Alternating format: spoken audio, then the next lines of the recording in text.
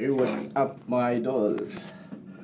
Lakas ng ulan dito dahil sa bagyo.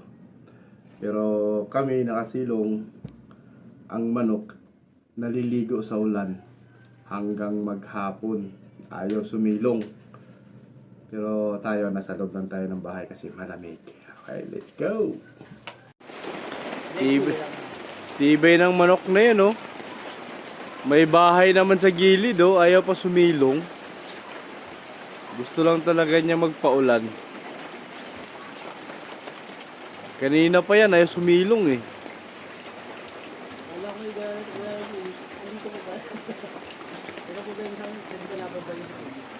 Gusto niyang maligo sa ulan, eh. Oh, yeah. Tuwang-tuwa siya, eh. Andyan yung bahay niya, eh. Pwede naman siyang sumilong dyan sa bahay niya. Pero gusto niyang maligo sa ulan. Kaya dyan lang muna siya sa ulan. Ayaw sumilong, eh. Bagyo dito sa amin, pero ayaw niya sumilong. Gusto niyang maligo sa ulan.